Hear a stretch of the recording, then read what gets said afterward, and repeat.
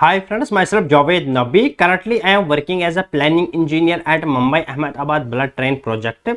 आज हम यहाँ पे लेक्चर नंबर 23 डिस्कस करने वाले हैं एस्टिमेशन एंड कॉस्टिंग कोर्स का। आज के इस लेक्चर में हम बहुत इंपॉर्टेंट टॉपिक के बारे में डिस्कशन करेंगे, दैट इज प्लास्टर। सबसे पहले हम यहाँ पे देखेंगे प्लास्टर क्या होता है। मेरी आप लोगों से एक पर्सनल रिक्वेस्ट है, अगर आप इस चैनल पे नए हो तो प्लीज चैनल को सब्सक्राइब करो, वीडियो को लाइक करो, शेयर करो, अपने फ्रेंड्स तक भी पहुंचाया करो। Let us start the video. Plaster क्या होता है? ये एक सॉफ्ट मिक्सचर होता है किस किस चीज का? Sand, cement and water for spreading on walls. इसको हम वॉल्स के ऊपर लगाते हैं, सीलिंग के ऊपर लगाते हैं and other structures to form a smooth hard surface when dried. जब हम प्लास्टर किसी वॉल के ऊपर लगाते हैं, किसी स्ट्रक्चर के ऊपर लगाते हैं, जब ये ड्राई होता है तो हमें एक स्मूथ सरफेस देखने को मिलती है। अब हम यहां पे बात करेंगे as per IS code 1200 part 12 1976 क्या बोलता है? 3.6 all plastering shall be measured in square metre. ये आपको ध्यान में रखना है, इंटरव्यू में पूछा जाता है। प्लास्टर की क्वांटिटी हम स्क्वायर मीटर में मेजर करते हैं। आई होप यहां तक आपको पूरा समझ में आया होगा। अब हम यहां पे बात करते हैं एप्लीकेशन के बारे में। अगर हम बात करेंगे इंटीरियर फिनिशिंग की, जब हम इंटीरियर में प्लास्टर करते हैं, plaster is widely used for interior walls and ceilings providing a smooth finish. It can also be decorative offering unique texture. जब हम इंटरनल प्लास्टर की बात करते हैं, जो इसका मेजर फंक्शन होता है, ये हमारे वॉल को स्मूथ सरफेस प्रोवाइड करता है। जब हम पेंटिंग करते हैं तो उस टाइम पे हमें क्या मिलता है? एक डेकोरेटिव रूम देखने को मिलता है जिस भी स्ट्रक्चर के ऊपर इसको अप्लाई किया जाता है। अगर हम एक्सटीरियर की बात करेंगे, एक्सटीरियर में जब हम प्लास्टर लगाते हैं तो जो हमारा मेन इंपॉर्टेंट मकसद होता है वो क्या होता है? ये हमें प्रोटेक्ट करेगा वेदर एलिमेंट से। अब हम यहां पे एक नोट पॉइंट डिस्कस करते हैं। नोट पॉइंट क्या है? जनरली हम 6 mm का प्लास्टर यूज करते हैं, 12 mm का प्लास्टर यूज करते हैं एंड 15 mm का प्लास्टर यूज करते हैं। अब हम देखेंगे सबसे पहले 6 mm का प्लास्टर हम कहां पे यूज करते हैं। तो 6 mm प्लास्टर हम सीलिंग के ऊपर यूज करते हैं। जो हमारा छत होता है उस पे हम 6 mm का प्लास्टर यूज करते हैं। क्यों? क्योंकि आपको पता है जब हम छत की कॉस्टिंग करते हैं तो इस तरीके से हम प्लाई के शीट्स लगाते हैं। अगर हमें वुडन फॉर्म वर्क यूज करना है तो क्या होता है, वो ऑलरेडी जो हमारा छत होता है, जब हम फॉर्म वर्क को हटा देते हैं, शटरिंग को हटा देते हैं, उस टाइम पे हमें स्मूथ सरफेस देखने को मिलती है। तो कहीं कहीं पे हमें क्या देखने को मिलता है? इस तरीके का रफ सरफेस हमें देखने को मिलता है जहां पे जॉइंट वगैरह होता है। तो इसको स्मूथ बनाने के लिए हम क्या करते हैं? 6 mm का प्लास्टर करते हैं। अब हम 12 mm की बात करेंगे। जो हमारा इंटीरियर वॉल्स होते हैं, कमरे की अंदर की बात हम करते हैं, बिल्डिंग के अंदर वाली वॉल्स की हम बात करते हैं, तो वहां पे हम 12 mm का प्लास्टर यूज करते हैं। अगर हम बात करेंगे 15 mm प्लास्टर की, जो हमारा एक्सटीरियर होता है, जो हमारे एक्सटीरियर फेसेस होते हैं, जो एक्सपोजर होते हैं एटमॉस्फेयर को, वहां पे हम 15 mm का प्लास्टर यूज करते हैं। और एक पॉइंट मैं आपको बोलना चाहता हूं, जो हमारा वॉल होता है इस तरीके से यहां पर मेसन काम करता है। जिस साइड से मेसन काम करता है, जिस साइड से मेसन ब्रिक वर्क करता है, उस साइड हमारा वॉल स्मूथ होता है। यहां पे लाइन डोरी का यूज किया जाता है। लेकिन जो अदर साइड होता है, यहां पे हमको रफ वॉल देखने को मिलता है। जिस साइड से हमें रफ वॉल देखने को मिलेगा, जनरली वो आउटसाइड होता है। तो यहां पे हमें क्या करना पड़ता है? 15 mm प्लास्टर करना पड़ता है। ये 2 मेन रीजन होते हैं प्लास्टर 15 mm करने का और 12 mm करने का। 6 mm आपको पता है सीलिंग्स के ऊपर हम यूज करते हैं। अब हम मेन कुछ इंपॉर्टेंट पॉइंट्स के बारे में डिस्कशन करेंगे जो आपको याद रखना है। उसके बाद हम देखेंगे कि किस तरीके से हमें एस्टिमेट करना होता है एज पर IS कोड, जो अक्सर इंटरव्यू में पूछा जाता है। तो इंपॉर्टेंट पॉइंट्स के बारे में हम यहां पे डिस्कशन करेंगे। हमारे पास एक वॉल है, इस वॉल के अंदर इस तरीके से एक विंडो लगी है या डोर भी लगा होता है। यहां पे हम बात करेंगे जो ये बॉटम साइड होता है, ये बॉटम साइड, इसको हम बोलते हैं सिल। ये आपको याद रखना है, IS कोड में भी इसी लैंग्वेज का यूज किया गया है। ये जो साइड पार्ट होता है इस तरीके का, इसको हम बोलते हैं जैम। ये जो ऊपर का पार्ट होता है इसको हम बोलते हैं सॉफिट। यहां पे भी आप देख सकते हो, इसको हम बोलेंगे यहां पे जैम, इसको हम यहां पे बोलेंगे सिल, और ये जो ऊपर का पार्ट है इसको हम बोलेंगे सॉफिट। और आपको याद रखना है ये होल जो है इसको हम बोलते हैं रिवील। ये टोटल पार्ट, जिस पार्ट के अंदर हमारा विंडो या डोर फिक्स होता है, ये जो ओपनिंग होती है इसको हम बोलते हैं रिवील। ये आपको यहां पे याद रखना है। अब हम चलते हैं आईएस कोड पे, देखते हैं कि आईएस कोड क्या बोलता है, किस तरीके से आपको एस्टिमेट करना है प्लास्टर की क्वांटिटी और किस तरीके से आपको डिडक्शन करना है। Let us start the video. अब हम यहां पे केस वाइज बात करेंगे ताकि आप लोगों को इजीली समझ में आए। Case first, opening not exceeding 0.5 metre square area. क्या बोलता है, ये हमारे पास वॉल है, वॉल के अंदर ये हमारे पास एक ओपनिंग है, इस ओपनिंग का एरिया हम निकालेंगे। अगर ये एरिया 0.5 मीटर स्क्वायर से कम है तो यहां पे हमें कोई डिडक्शन नहीं करना है, यहां पे बाकायदा तौर पे लिखा गया है। तो हमें क्या करना है, अगर हमें यहां पे प्लास्टर की क्वांटिटी निकालनी है तो सबसे पहले हम लेंथ ऑफ वॉल ले लेंगे, उसको हम मल्टीप्लाई करेंगे हाइट ऑफ वॉल के साथ। तो प्लास्टर की क्वांटिटी पी क्यू, सिंपल में मैं यहां पे लिख रहा हूं शॉर्ट में, प्लास्टर की quantity length multiplied by height of wall. लेकिन हमें पहले चेक करना है ये जो लेंथ है विंडो की या डोर की जो विड्थ होगी multiplied by height of door or you can say height of window. अगर ये एरिया आपके पास 0.5 मीटर स्क्वायर से कम है तो यहां पे कोई डिडक्शन नहीं करना है। यही चीज यहां पे लिखा गया है। क्या लिखा गया है, फॉर जैम्स, जैम्स हमने अभी डिस्कस किया है, इस पार्ट को बोला जाता है सिल, इसको बोला जाता है जैम और इसको बोला जाता है soffit. For opening not exceeding 0.5 metre square, जो मैंने अभी आपको बोला है, each in area for end of joints, beams, posts, girders, steps, etc. not exceeding 0.5 metre square each in area। यहां पे आपको कोई डिडक्शन नहीं करना है। अब हम बात करेंगे अगर आपका एरिया 0.5 मीटर स्क्वायर से ज्यादा है लेकिन 3 मीटर स्क्वायर से कम है, ये हम केस सेकंड में बात करेंगे। अगर इस तरीके की कोई कंडीशन है, 0.5 मीटर स्क्वायर से ये एरिया ज्यादा है लेकिन 3 मीटर स्क्वायर से कम है, तो उस टाइम आपको किस तरीके से डिडक्शन या एडिशन करना है वो यहां पे लिखा गया है। तो सबसे पहले हम पार्ट ए को डिस्कस करेंगे। पार्ट ए में यही सेम कहानी लिखी है जो मैंने यहां पे आप लोगों के साथ डिस्कस किया है। No deduction shall be made for end of joints, beams, posts etcetera and openings not exceeding 0.5 meter square each, and no addition shall be made for reveals, jambs, soft sills, etc.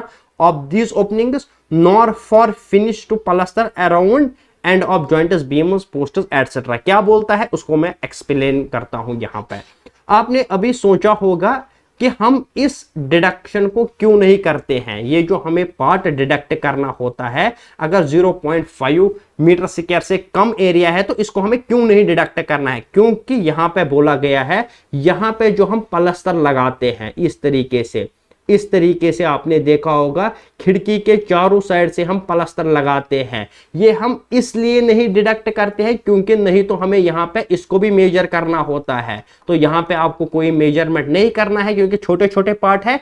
तो यहाँ पे आपको क्या करना है, ये जो whole area होता है इसको ये इक्वल करता है, काउंटर बैलेंस करता है, इसलिए हमें यहाँ पे कोई डिडक्शन नहीं करना पड़ता है। आई होप यहां पे आपको केस फर्स्ट समझ में आ गया होगा। अब हम चलते हैं केस सेकंड पे। अब हम यहां पे डिस्कस करते हैं case second. Opening greater than 0.5 metre square but less than 3 metre square. उस टाइम पे आपको क्या करना है, अभी हमने डिस्कशन किया है अगर ओपनिंग है 5 मीटर स्क्वायर से कम तो कोई डिडक्शन नहीं करना है, कोई एडिशन नहीं करना है। लेकिन अगर ओपनिंग 0.5 मीटर स्क्वायर से ज्यादा है और 3 मीटर स्क्वायर से कम है तो क्या करना पड़ेगा, उसको हम देखते हैं एज पर आईएस कोड क्या कहता है। Deductions for openings exceeding 0.5 meter square but not exceeding 3 meter square each shall be made as follows, and no addition shall be made for reveals, jambs, soffit, sill, etc. of these openings. First point यहां पे क्या बोलता है, ध्यान से देखना है।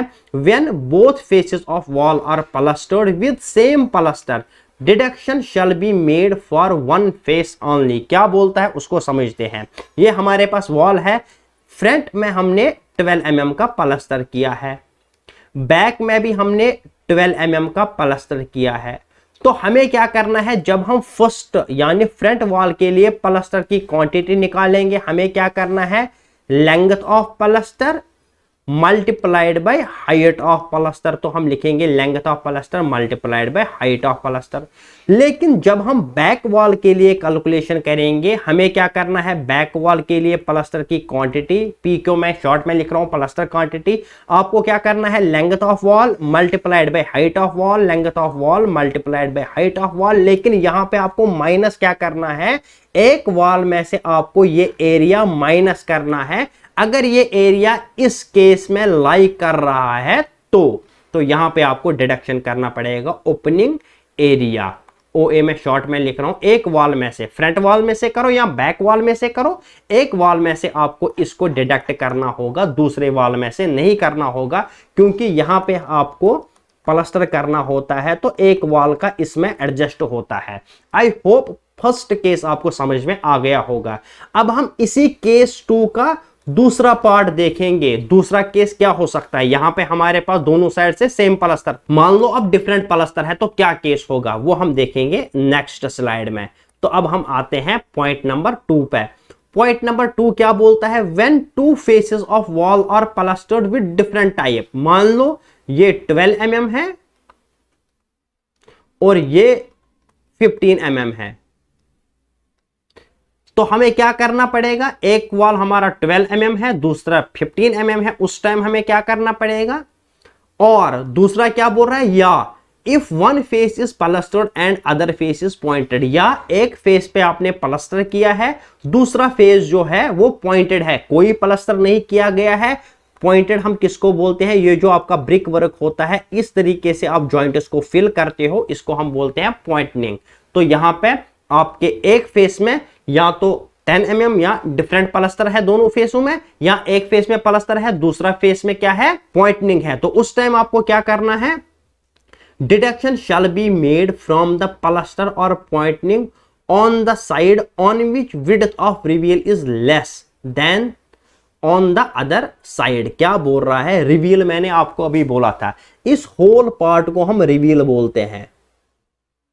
तो डिडक्शन किस साइड आपको करना है, जिस साइड ये रिवील कम होगा। अगर मान लो इस साइड रिवील कम है, आपका जो विंडो है इस साइड रिवील कम है, बैक साइड स्पेस ज्यादा है। आपने देखा होगा घरों में भी बैक साइड खिड़की में ज्यादा स्पेस होते हैं, जहां पे हम कभी पानी का गिलास रख देते हैं, कभी कुछ और चीज रख देते हैं, तो ये जो स्पेस होती है ये ज्यादा होती है as compare to front side की स्पेस से। तो उस टाइम हमें क्या करना है, फ्रंट साइड से हमें डिडक्शन करना होगा जब भी हम क्वांटिटी निकालेंगे प्लास्टर की, और बैक साइड से हम कोई डिडक्शन नहीं करेंगे। तो किस तरीके से हम प्लास्टर की क्वांटिटी निकालेंगे, ये हमारे पास लेंथ है वॉल की L multiplied by height of wall is H, minus इस एरिया को हमें डिडक्ट करना है। लेकिन हम बैक साइड से जब अब कैलकुलेशन करेंगे उस टाइम हमें कोई डिडक्शन नहीं करना है, क्योंकि यहां पे भी तो हमें प्लास्टर करना है रिवील के अंदर, क्योंकि बैक साइड से रिवील हमारा ज्यादा है, प्लास्टर करना पड़ेगा, और बैक वॉल में हमें कोई डिडक्शन नहीं करना पड़ेगा। ये हो गया हमारा एक पॉइंट। दूसरा पॉइंट यहां पे क्या बोल रहा है, where width of reveal on both faces of wall are equal. अभी तक हमारे पास अनइक्वल था, इसको मैं पहले रब कर लेता हूं।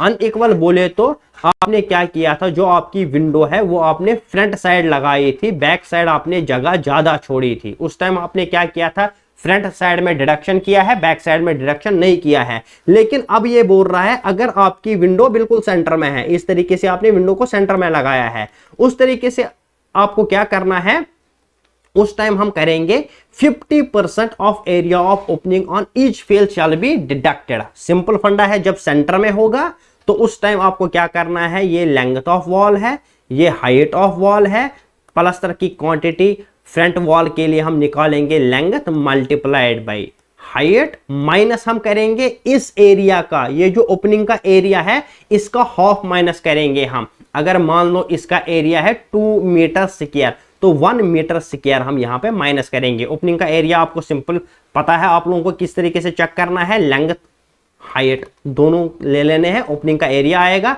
अगर वो इस रेंज में लाई करता है और ये कंडीशन है तो माइनस करना पड़ेगा उसका हाफ। इसी तरीके से बैक के लिए जब आप कैलकुलेशन करोगे length multiplied by height minus आपको क्या करना पड़ेगा, 50% यहां पे आपको डिडक्ट करना पड़ेगा। आई होप यहां तक आपको पूरा दूसरा पॉइंट समझ में आ गया होगा। इन केस अगर आपको कोई कंफ्यूजन है आप नीचे कमेंट कर सकते हो, मैं आपको रिप्लाई कर दूंगा। अब हम चलते हैं इसी केस सेकंड के ही थर्ड पॉइंट पे। इंपॉर्टेंट पॉइंट है, आपको ध्यान में रखना है। थर्ड पॉइंट क्या बोलता है? When only one face is plastered and the other face is not, एक ही फेस पे आपने प्लास्टर किया है, दूसरे फेस पे कोई प्लास्टर नहीं करना है, उस टाइम पे क्या करना है? Full deduction shall be made from plaster if width of reveal on plaster side is less. क्या बोल रहा है? ये जो विड्थ है, अगर प्लास्टर साइड ये कम है तो आपको फुल डिडक्शन यहां पे करना पड़ेगा। लेंथ आप लोगे वॉल की multiplied by height of wall लोगे। अगर बैक साइड में प्लास्टर नहीं करना है और ये रिवील कम है तो आपको क्या करना पड़ेगा? Length multiplied by height area, OA, opening area. If width of reveal on plastered side is less than that on unplastered side, but if width of reveal on both sides are equal or width of reveal on plastered side is more, no deduction shall be made। क्या बोल रहा है? अगर दोनों side से width of reveal equal है या जो आपका प्लास्टर साइड है उस साइड रिवील ज्यादा है, यानी आप बैक साइड में विंडो को लगा रहे हो तब जाके यहां पे रिवील ज्यादा होगा, इस तरीके से रिवील यहां पे ज्यादा होगा, तो कोई भी डिडक्शन यहां पे नहीं करना है। आई होप थर्ड पॉइंट भी आपको समझ में आ गया होगा। अब हम चलते हैं पॉइंट नंबर 4 पे। पॉइंट नंबर 4 क्या बोल रहा है? Point number 4, when width of door frame is equal to the thickness of wall or is projected beyond thickness of wall.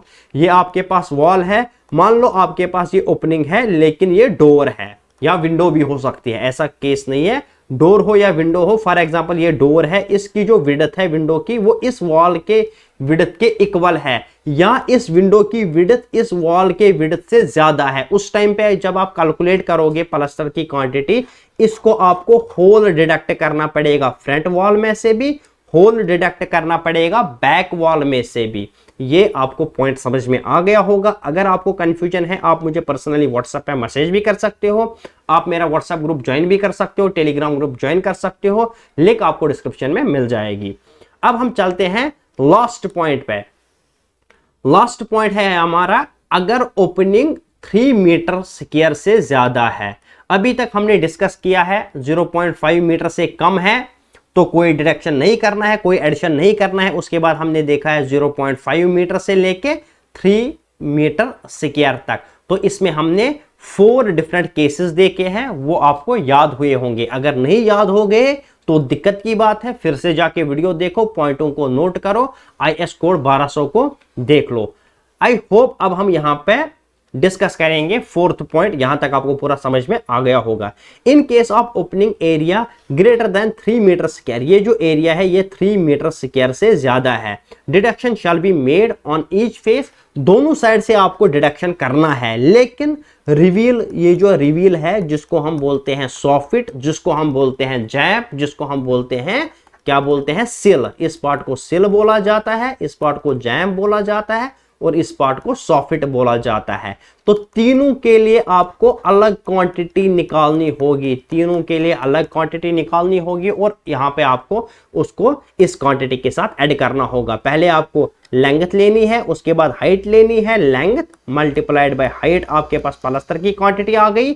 लेकिन यहां पे आपको डिडक्ट करना पड़ेगा ये होल एरिया, दोनों वॉल में से, बैक वॉल में से भी और फ्रंट वॉल में से भी। उसके बाद जो यहाँ पे आपके पास रिवील पोर्शन है, रिवील पोर्शन है, इसको आपको ऐड करना पड़ेगा। आई होप यहां तक आपको पूरा समझ में आ गया होगा। अगर आपको कहीं पे कंफ्यूजन है, कोई पॉइंट आपको नहीं समझ में आ गया, आपको कमेंट करना है, मैं आपको फिर से समझाऊंगा। मिलते हैं नेक्स्ट वीडियो में, तब तक के लिए अल्लाह हाफिज, थैंक यू।